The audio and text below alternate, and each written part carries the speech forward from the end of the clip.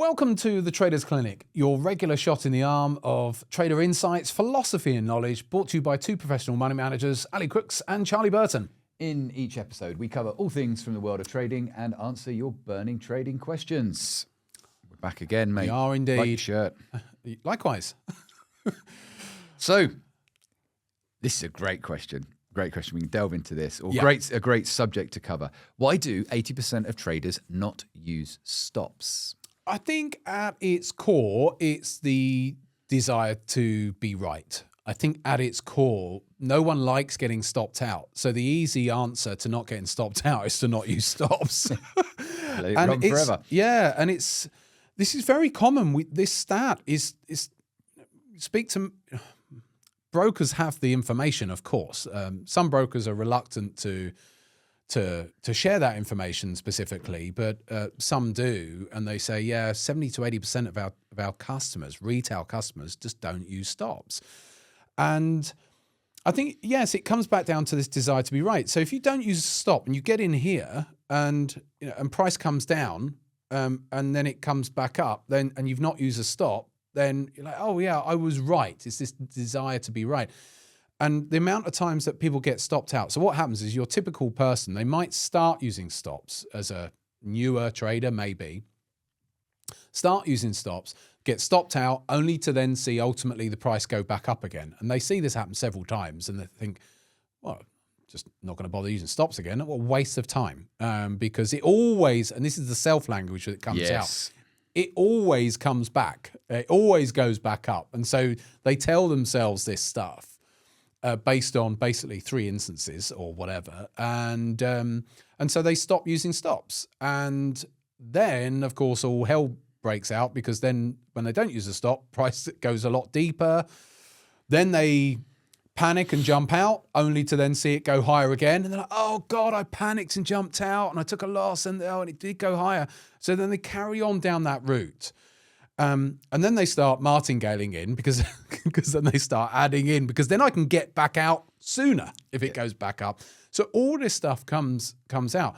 But ultimately it comes down to our innate human desire to be correct, to be right on things. And so if they can be right a lot more often, they forget the fact that they only need to be wrong once, and that could blow their account.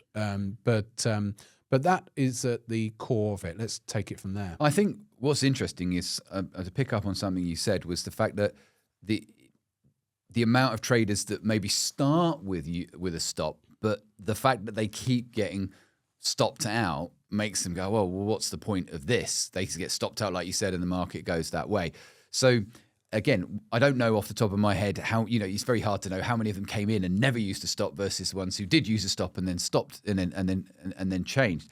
I think the other subtle thing is that there'll be traders that come in from potentially a share purchasing background. So maybe they bought and held some shares.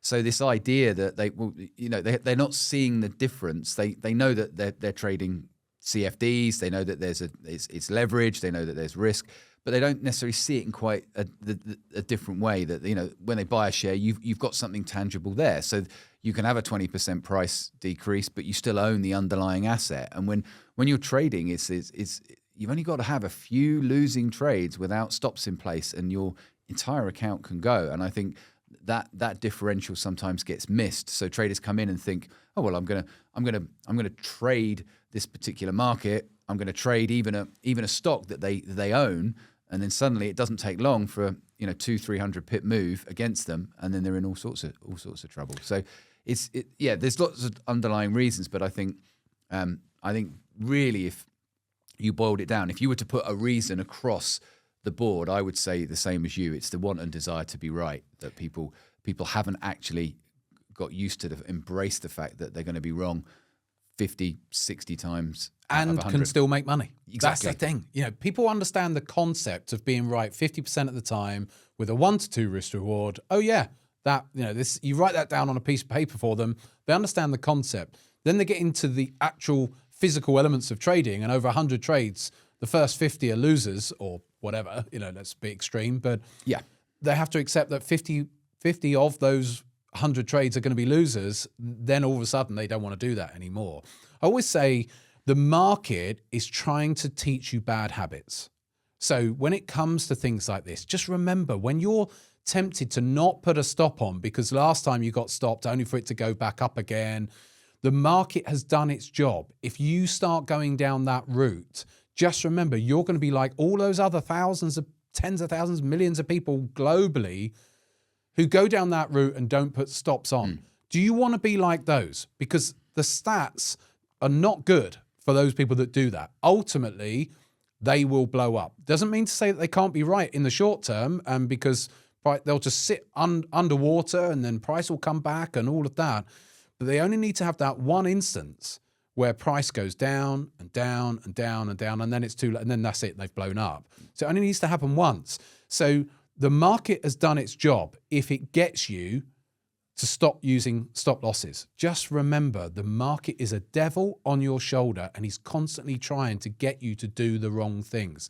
Think about what are the things that globally people are doing which are wrong. Are you doing some of those things? Because if you are, then you're joining the club.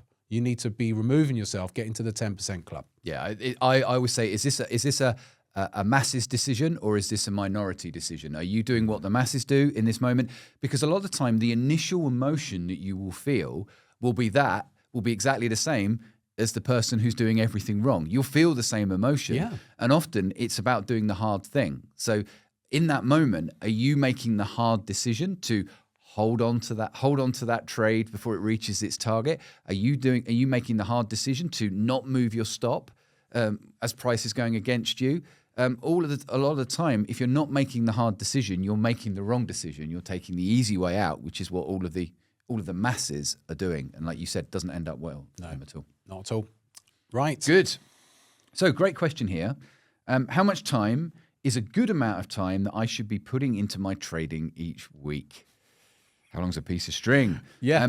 I think what if there could be a different way to look at this, which is the person could be asking, look, I'm starting out, or I'm wanting to dedicate, I'm wanting to make sure I put enough time into this. What's a good amount of time? Well, it's obviously going to be dependent on what you're trading. If you're swing trading, then you're going to be doing it alongside a host of other things. If you're day trading, are you day trading for a morning, every morning? Are you day trading for 2 days a week? What's the format of how you're trading? So I think the understanding the trader should have initially is, what time do I need to put in relative to the strategy that I'm trading? And can I fit that into my schedule?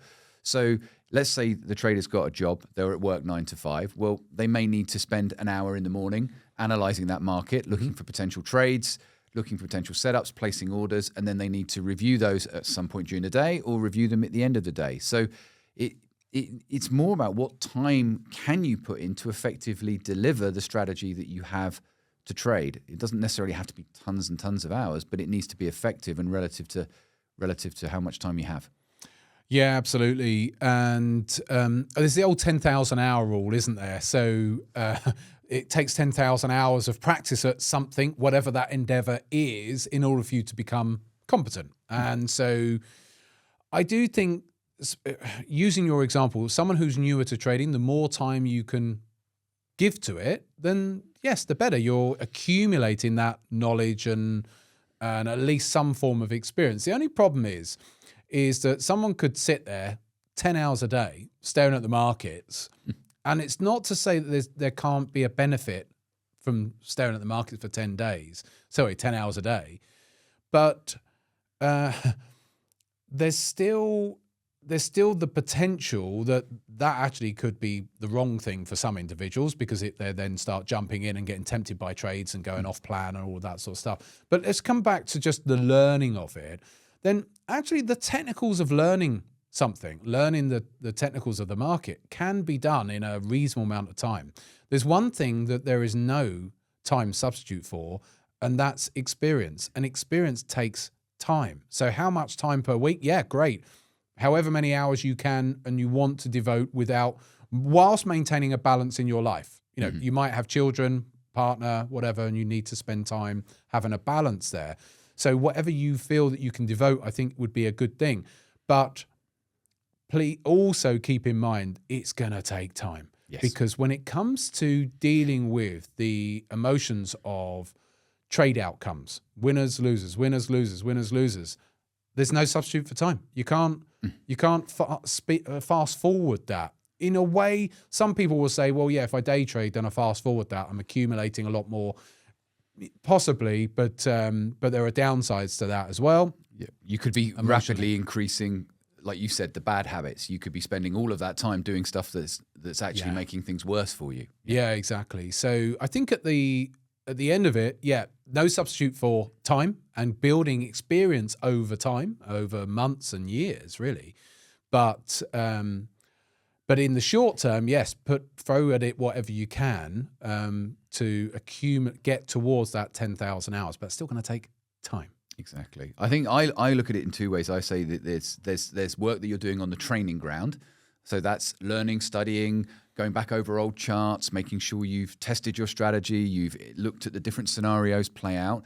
And then there's match day, which is when you're actually physically placing trades. You're having to experience the ups and downs of the trade. So there's not just one. It's not just time in a linear way. There's different things you can be doing, and you need a combination of both. You've got to learn from your mistakes. You've got to review the trades that you've placed. You've got to assess whether you're sticking to your rules.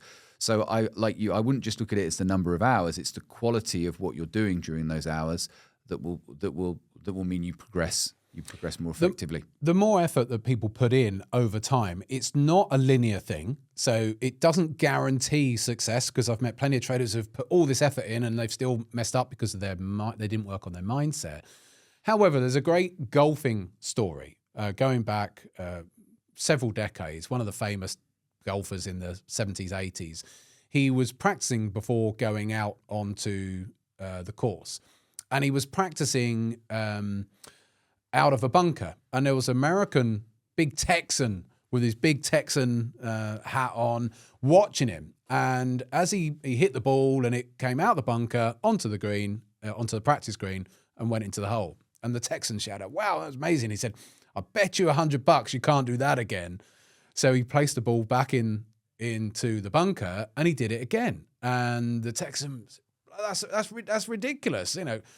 How lucky are you? And he said, yeah, it's funny. He said, the more I practice, the luckier I get. And so there's no substitute for practice, training, time, effort, hard work, rolling up the sleeves, putting the time in, but at the same time, don't expect that if you're at it 7 days a week, that you're going to get to an end result necessarily quicker and become a better trader quicker. It's a good thing if you were doing all that, potentially. But it's still going to take time, and everyone travels at their own pace, unfortunately. I like that. Good place to finish up. And on that note then, his name's Ali Crooks. His name's Charlie Burton. Trade safely out there.